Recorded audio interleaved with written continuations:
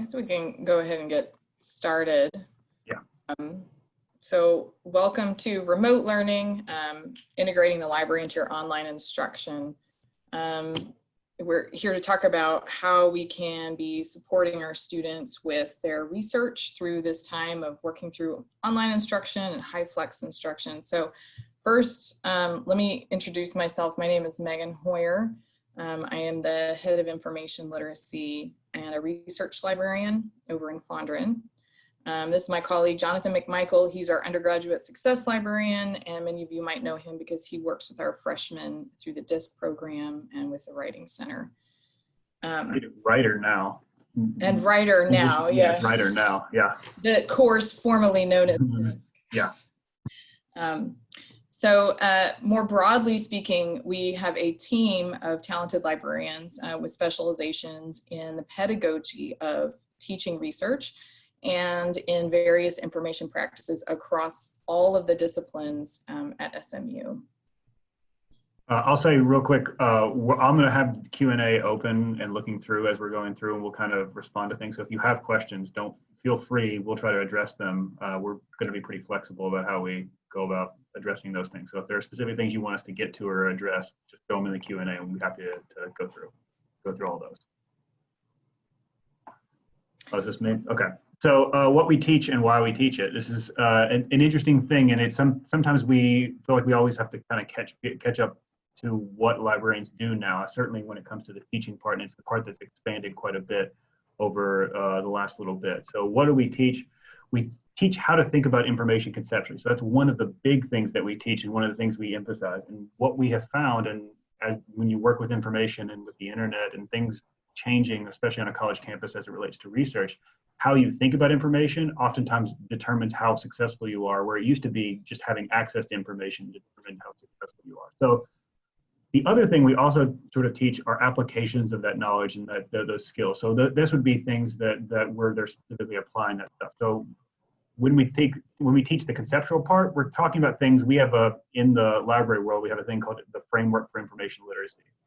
These are just basically concepts that once you get them, they fundamentally change the way you look at information and how you read things and how you absorb information and how you search for it. And you don't unget them. You just kind of always get them. These are like things that we kind of feel like are second nature to us as academics, but they take a little time for students to pick up. So on the application side, this is going to be things you traditionally might associate with libraries as well, teaching how to use a specific database, what search tools are available, some techniques that might work really well, things like Boolean operators or keyword searching or things like that. And then some discipline specific stuff, because how a discipline organizes this information is really important for being able to navigate it effectively. And so we don't think there's a one size fits all for all of this kind of stuff, but we do know that there are patterns that develop across different disciplines, and there are patterns that generally what sort of academia uses when it's thinking about information. So one of the things that we wanted to point out today is that I think there are a couple situations that may be happening concurrently. There's this overarching thing that research assignments are uniquely challenging for students.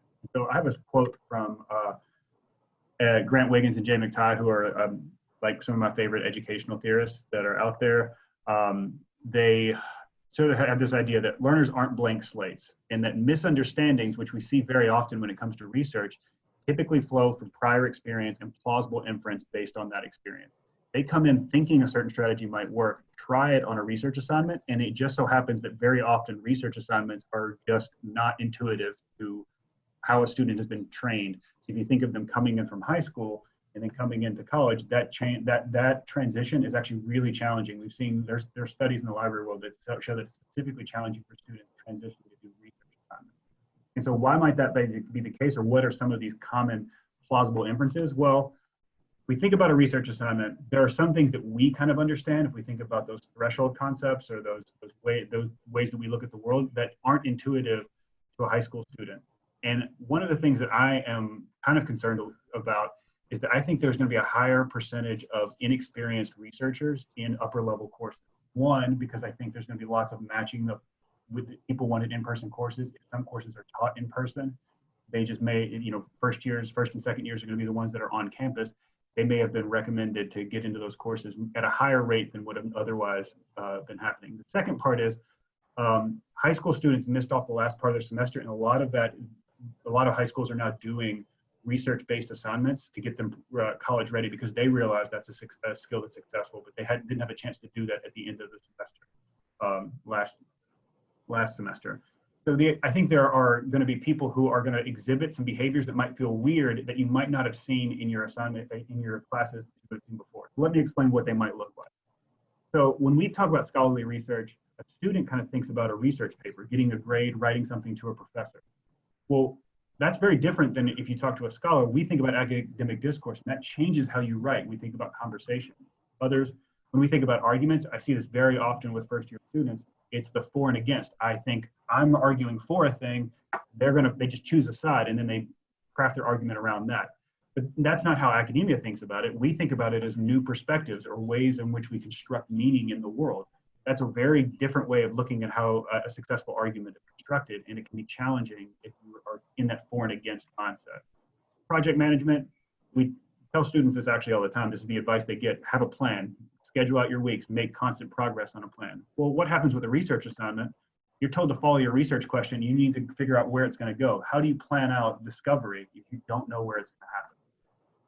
The role as a student, they're told to meet expectations. Well, what happens when you're supposed to be a critical and independent thinker? Well, sometimes you have to defy expectations to do one of those things. And that can be challenging too. When and how to do that is a thing that a student learns. And then information systems, we talk about finding good sources, and it's actually navigating really complex information systems. And the idea of authority, we tell them to trust experts, but actually what we want them to do, oh, it's over in the corner,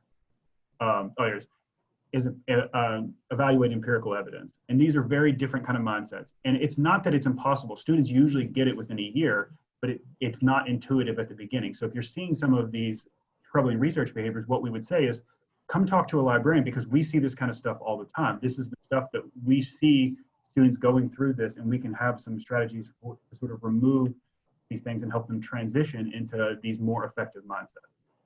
Yeah, and as John and I were talking about yesterday with those mindsets, you will see those mindsets still happening in the upper levels in some, like for some students or in some instances, it'll still come back again. Well, and especially in high stress or high anxiety environments, you'll go back to something that has worked in the past. And so having a plan, like the classic one, having a plan and then following your research question is so much of attention. The most successful students struggle with following a research question because they want to control the entire project. And it's after you've done a research assignment the first time, you now can feel a little bit more comfortable and have faith that, like, I'm confused now, but I think I won't be if I just stick with what my plan is. But that's learned through reflection, not learned through just somebody telling you that. If you have to go through it and build your expertise that way. So, and I think there are things we can do to like ratchet down the tension on them and to make them trust the process a little bit more. So how can we adapt all of this for the online learning environment? There are things that the library is doing to support the kind of teaching that everybody's having to do now. And one of the big ways is subject and course guides, Canvas modules. Those are new, and we're going to talk about those in a minute. Putting librarians in Canvas, particularly for fully online courses, research assignments, redesign, and student support services. So what I would say within this is that I think because there are many different mindsets, reaching out to individual students, there's not a one size fits all that's going to help every student. So we have to have a lots of different strategies that allow students to sort of understand research, because it is so foundational to their success here. It's their formation of their identity, like their identities as scholars. And so we do a lot of other things. We try to be skilled in all of these areas so that we can help students progress to become good researchers. And offering various modalities by which they can learn these things, and by not hitting them in one way, but offering like multiple ways that they can learn will be beneficial. So subject and course guides, what are they? They are basically online websites that are designed by librarians with librarian recommended resources. Many of you may be already familiar with them. These are great for introducing students to discipline-specific resources. We can also create course guides that are specific to the needs of your exact research assignment, and to kind of speak directly to that. our subject and course guides hook onto your Canvas course. So on the left side, if you haven't seen it, it says library help, and you click that and it should pull up either the subject guide, or if a course guide's been designed, it will pull that one up. So Jonathan's going to pull up an example of a guide. It is here. No thanks for the, we don't need help right now. There you go. Proactive chat box there. So this is a topic guide that's for public policy.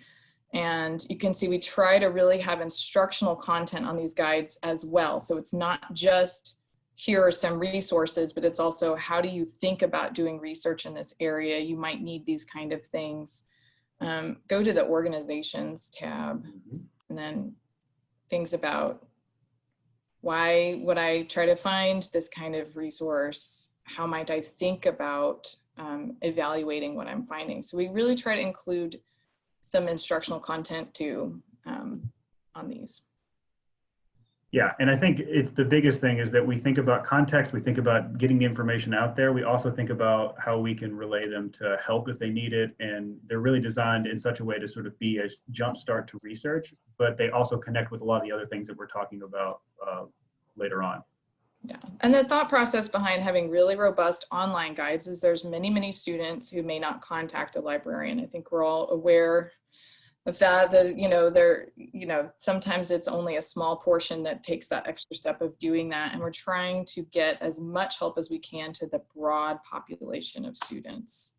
Yeah, and you can see across the board that we kind of divide them up and we try to cover as many areas as we have. So we have specific librarians that are in each of these areas that are creating that. So if we looked at the history guide, this would be a guide here. This is Rafia, and this is her recommended resources. And so you're seeing that we're really sort of trying to think about getting people started, but then also transitioning them to more advanced research as their needs start to get more and more nuanced. All right. And I think, and this is what it looks like when a guide hooks to your Canvas course. It's just a demonstration of click this and then it opens up. But if there's something you would like to see in a guide, or if you would like a course guide, these are built for the faculty and students who are in these disciplines. So work with your librarian, and we always love to hear feedback and about the guides and what you would like to see on them. Yeah, Megan has done a tremendous job in developing a team that is really good at producing guides as we need them. So if we see needs or demands or changes in behavior, or we get requests, there's a good production model in place that allows people to create guides that I think are consistent, but also really helpful and insightful. So Zoom and online videos, that's what we're doing right now. So kind of the way I think about this one is, so we can do a lot of things, and I think about it as a menu of options. And one of the things is that we'll make recommendations the way we would. We can work with your class in a lot of different ways. And if your class has Zoom, that's going to be the primary way in which we're offering synchronous instruction.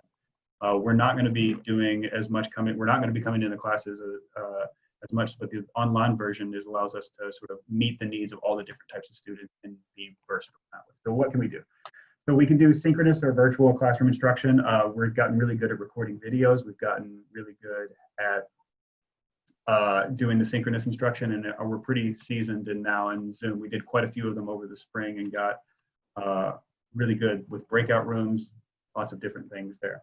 So when might you use this kind of stuff? So demoing a database or search strategies, we may just do a video that just says, here's a database, here's how I'd use it for your assignment. It's quick, it's easy, and it's contextual to what they're thinking about and the way they're trying to use that database. Not just the database in general, but to say, here's your assignment and here's how I think about using it. Here's some of the features that we're going to highlight, because these are very robust sort of databases and search engines. Discussing important information literacy concepts. So we'll do, we can do group activities. I use a lot of breakout rooms in a lot of my sessions where we'll break out and I'll give an activity and we'll go through, and there's this idea of exploration. You'll play around with a tool, and then we'll come back and we'll reflect on, well, what worked and what didn't work. Why do you think that worked? What happened? And that's where the learning starts to happen after you're building the capacity to meet future challenges later on. And that's really where we're developing some of those mindsets and skill sets. And then, yeah, providing opportunities for guided practice when they research. But sometimes it's just really useful to sort of say, here's what we have, go figure it out, break as many things as you possibly can, because I'm going to be here and I can help you sort of practice through that kind of stuff, and I can get you started in a good direction. And I think it can be very flexible. One of the ways in which we think about we're not creating instructional content. We like to think of ourselves as co-educators collaborating within classes. And I think that's where I think we can make the biggest difference, because what we found, certainly in the spring, is that a lot of people run their classes very differently, which I think is great. And the way we get integrated, we need to be flexible about how we're integrating into how classes are being conducted at SMU. And so we can do lots of different things. Just imagine there's a whole menu of options, and we can make recommendations based off of what's worked in the past, because we get to see lots of different people's classes and say, actually, I did this thing with that. How does that sound to you? That's a thing that can happen. So Canvas modules, this is a brand new thing that we've been producing over the summer. So we are in the process of building modules in Canvas that you can pull out of the Commons and integrate directly into your course. So they are ready-made. Once you import them into your course, you can do with it whatever you want. If you want to change the wording, change the quiz, assign the quiz as a grade.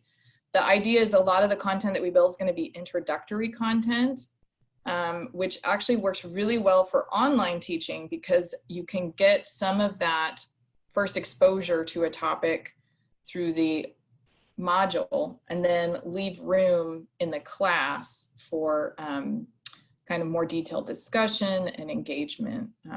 Do we have a next part of this slide, Jonathan? Yeah, we do. Yes. So they're great for flipped instruction. The other thing that we see this as being really useful for is if you have a class with a wide variety of student experience with research.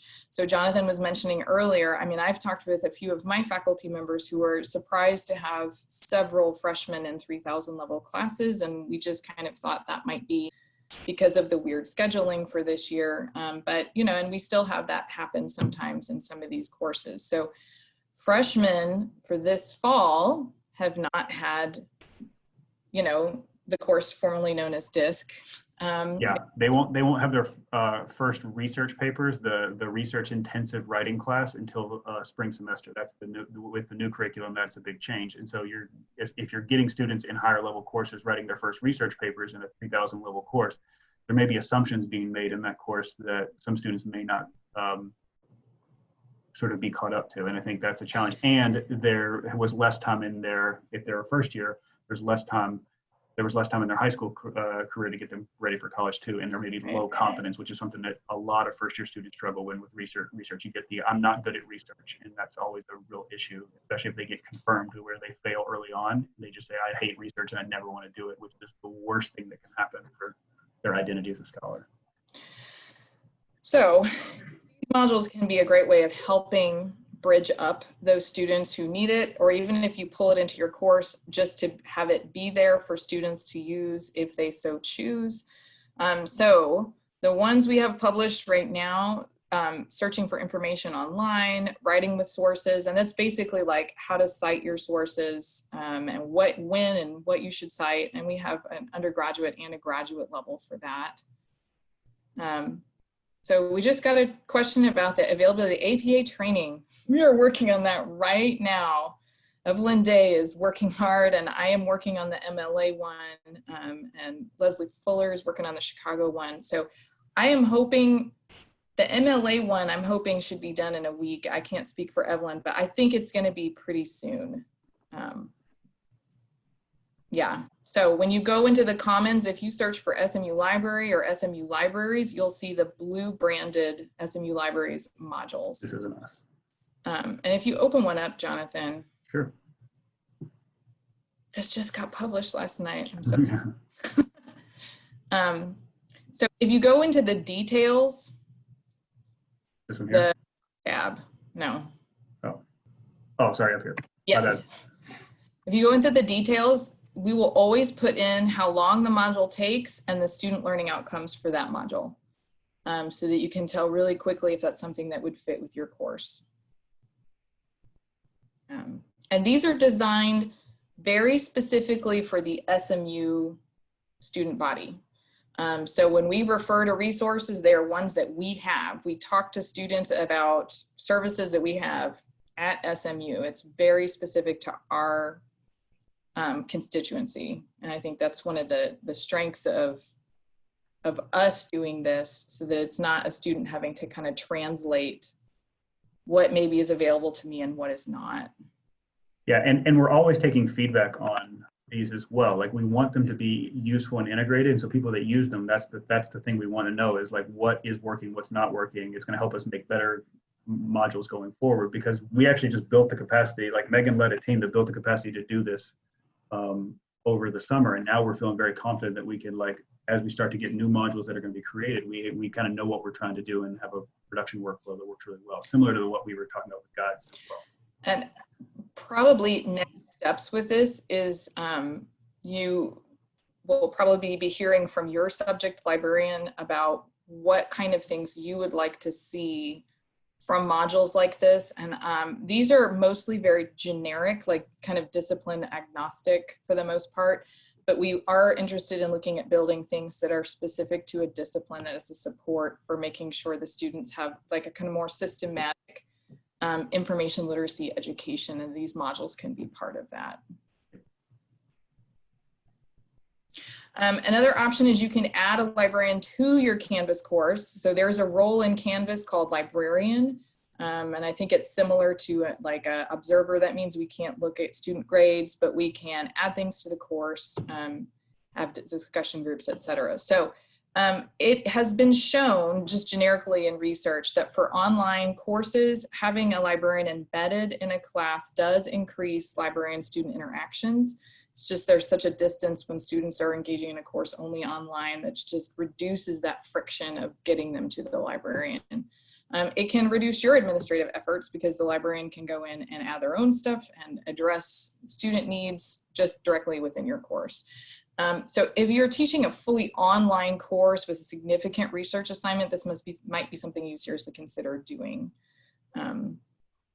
Yeah, I mean, the way the analogy that I make is that we get to be like cool aunts and uncles that kind of know what is happening within the class, but we don't have to give the grades necessarily. And it creates a lot of really neat learning opportunities that we can sort of, there are some things that they may be able to talk with a librarian, and you can sort of transition support. So you can really create a community to sort of within your learning environment to sort of say, well, that's something the library can help, and you embed the help within the course. And I think also librarians are very good at sort of saying, actually, we can be proactive and sort of say, I see you're heading in a certain direction. Here's a couple of resources that might help you in your course. And I think that's something that comes very natural to a lot of librarians. If we see a way we can help, we usually try to do that. So, and we usually have some useful information kind of ready at hand. We'll post a link or an article or something like that as well. And that can be really, allows for some of that serendipitous learning to happen a little bit more easily. If that's something you're interested in, just talk to your subject librarian. For sure. And so the other part of the image you might not think about, and this is something that we're really pushing a little bit harder now after it got a lot of interest after we talked about it in the summer, is redesigning research assignments. And so I've been doing this with the DISC and Writer. A lot of the research assignments have been sort of developed in consultation with me. And one of the things that's really useful is that it takes those concepts that we talked about before and really embeds them within the assignment, that they are intentionally designed to sort of help students overcome some of those mindset changes. And that can really help. So what can we help with? So one of the things we do is test drive an assignment. So if you have an idea for an assignment or an assignment itself that you've done in the past, what we can do is we go through it as a student might. So we get our student perspectives. When we see students struggle, where would they struggle most likely?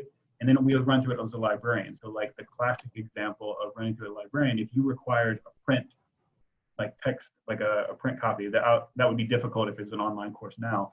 But in normal times, if we only have 3 books that would actually meet the requirement that are about that topic, that's going to be really challenging for 15 students in a class to make sure that they are sharing 3 books effectively. Actually, if you shifted it in this way, this would get you to the same kind of learning objective, but it would also work more with how the information is organized. So we can diagnose research challenges. So keywords are going to be like, first years always struggle with keywords. Advanced researchers never struggle with keywords. And so it's a thing. You can say, this is going to be a hard part. So we might give them a bunch of keywords at the beginning to get them started, because getting started is one of the areas where there can be these like speed bumps or stumbling blocks for a lot of students. And then lastly, developing authentic learning scenarios. What we might ask a question, what does this look like in your field itself? And how do we make a microcosm of that within your assignment? And that's really where a lot of the learning happens, because it allows intentional transfer to say, this is what it will look like. And we can kind of build the scaffolding around to allow them to do what looks like real work and within the field. So that's something. When we do that, this will happen. We can do this at any time. But earlier allows us to do more. We can do more test driving. We can think more like foundational about the assignment. I've done things where I've just talked a little bit about the wording of assignments. If you frame it this way, or here, if you give a definition here, I think that's really going to help students. We can also brainstorm ideas. This can be, I don't have an assignment yet, but I'd love to do something that's like this, or I want students to be engaged in this kind of activity. We can then brainstorm some ways in which we can try to make that happen and make it easy for students to achieve it in the time given. And then if you're seeing stagnant learning from students, if you're like, they're great in class, but when they get their research papers, they're not as good as what they are in class, we can figure out what's happening and diagnosing where that breakdown is happening. And I think that's, it helps because I meet with 350 or so students individually, 30-minute consultations a year. Plus I do a lot of teaching and classes and stuff like that. And all of our librarians are doing, like, working with students in a different way, and we can see a different perspective. Using that perspective to improve our research assignments, I think can only improve what's happening in your class and help you dig deeper into some of the issues that are out there. So flexible student support. This is where it really starts to get customized. You can sort of see we start with broad, we have these broad Canvas modules, we have these broader course guides, then we start to get into specific courses themselves and specific assignments. Well, how do we get to the individual student learning? And so this is one of the ways in which we're doing that. So consultations is huge. Like, there's ways on the website, and we're going to kind of cover those real quick, where you can make where students can make a consultation with a librarian in their subject area or somebody they feel comfortable with. And that's time to sit down in Zoom, just sort of talk through different things. And then there's Ask Us, which that was the chat box on the right that we'll kind of go through there. When would you use this? The chat box is great for quick answers. We do academic coaching. So sometimes I'm just telling students, hey, this is a good way to think about your assignment. It's not just research help. It's also, hey, this is how you do school well as well. And then in-depth research planning, giving them a plan early on, and if they stick with that plan, they can avoid some of the speed bumps that might happen if you didn't have a plan going into research. If we can help early on, that's where I think we see the biggest improvements, is that a student avoids a lot of trouble because they met with a librarian earlier. So let's show you what those look like. And I was going to say, with the consultations, I mean, even if we go in and teach a class, and it's really helpful to get kind of broad learning and get some concepts down, a little bit of practice, students a lot of times need help with their very specific assignment, and a lot of learning occurs within that consultation. So we can have these kind of iterative, feedback about what's happening and practice in their very specific scenario. So there's a lot of ways to get help. So I went to the Fondren Library page, and our pages are going to change here in a little bit, but this kind of stuff will stay the same. You'll see the Ask Us over here. If you stick on a page long enough that has this Ask Us tab, it'll just pop out and ask people for if they need help. But you can also initiate it, put in your name, email. And so we have librarians, we've actually changed our hours quite a bit to be more flexible around time zones and when people are available, because we don't do much in person now, so it happens through chat. We can do screen sharing and stuff like that through this chat box as well. Consultations. Megan, how do you tell people to do this? Because I think I might do it different than you. Oh, most students, I think, probably make consultation appointments through the guides. Yeah, they go through their Canvas page or go to the guide and do it that way. Yeah. So you can go down, click on research guides here. You can also go to research help up here, meet with a librarian if they're navigating here, and then you're going to see a whole big list of a lot of different librarians and their smiling faces. And so if I want to meet with Megan, I can schedule an appointment. And we can select different locations. So this is going to be the areas that Megan is covering. It won't matter. All roads lead to me. Yeah, exactly. So do that. And then you can see the times that Megan is available and when they'd be able to meet that way, which I think is really helpful. And I do find that the scheduling of an appointment does help students feel a little bit more secure, and it gives them something to do in the moment. You can recommend this to them. We're always happy to meet with students. Our favorite. You're never bothering us when we get to meet with students. I'll tell you that. That's like the highlight of my day. Whenever I have It's amazing how many times I have to tell students that Yeah. So right now, this is my job. Yeah. This is my favorite thing to do. If I had Yes, to, if I got to choose all of my parts of my job, this is the one that I would choose. This is not a favor. This is what I'm here for. Yeah. And so wrapping it all up, like our commitment is that here's what we think and why we do it the way we do it. We think students learn more when they intentionally connect to their course content. And we're committed to facilitating those connections all the way through the learning experience, from assignment design all the way to the assessment of learning. And information literacy differs from discipline to discipline. We know that, and we're committed to supporting all disciplines. There are some things that transfer big picture, but we know that there's going to be big differences. And so we've designed our whole team to sort of accommodate some of those differences in disciplines. And we know that there's not going to be one size fits all. The way a historian research is very different than the way a person in advertising would research. And we need to make sure that we're understanding those and we're accommodating all of those. Help the students be able to switch from discipline to discipline. Exactly right. They have to be both a historian and an advertising expert during the same semester. And so how to think and find information is a crucial lifelong learning skill and a critical thing. No matter where classes are being held, like, we're here to help them. And that one of the biggest things is we want them to be able to feel like they can legitimately go out and try a difficult research assignment, and they know that they have the commitment of librarians behind them to take a risk and try to do something that they think really matters. Because I think there is a joy in doing research well that makes you, like, I don't know, kind of fall in love with what the scholarship is a little bit. And it's the joy of figuring out things that more than you ought to know. And that's one of the great parts to do that. And if the student figures that out and we can support them to do that, I think you get them for life on that stuff. And that's what we get excited about. Yeah. So I think that's all we got. Questions? We have questions. Yeah, I'm happy to answer questions or.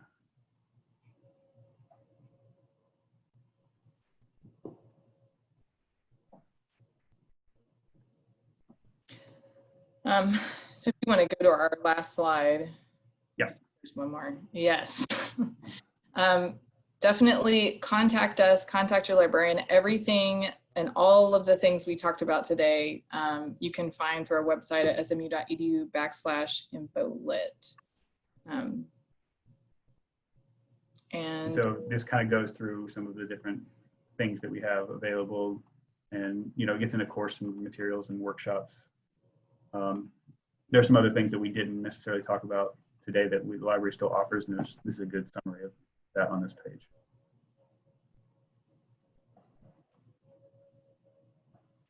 So if there are no more questions, we'll end our webinar now, and thank you, and we look forward to working with you this coming fall. You should definitely reach out to us. We are excited to try to help. I appreciate you guys spending the time with us. Yeah.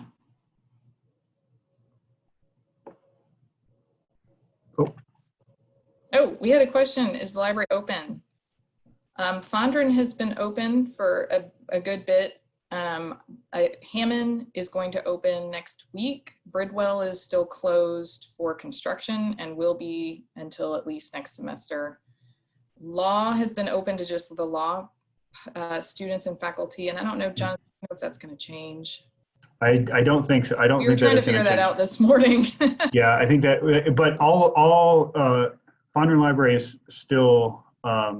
You need you have to have an SMU ID. There's a way in which when you walk through the door. That will apply to all the libraries. Yes. So that's SMU ID access only, and our collections have always been available no matter what. We've done curbside delivery and stuff like that. So no matter what the circumstances are, if for whatever reason physical spaces change availability, access to our collection is we've got some plans to make sure we're preserving access to what we have in our collection. And one of the great parts about being a librarian, especially from the teaching side, is we just can do whatever we do and throughout. The library is everywhere now. And librarians can be at any part that you kind of need them to be. So we kind of think of that, the building as one of the services, and it is currently open.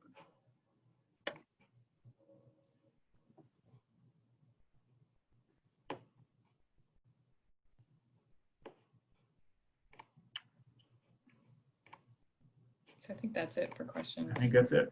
Yeah. Cool.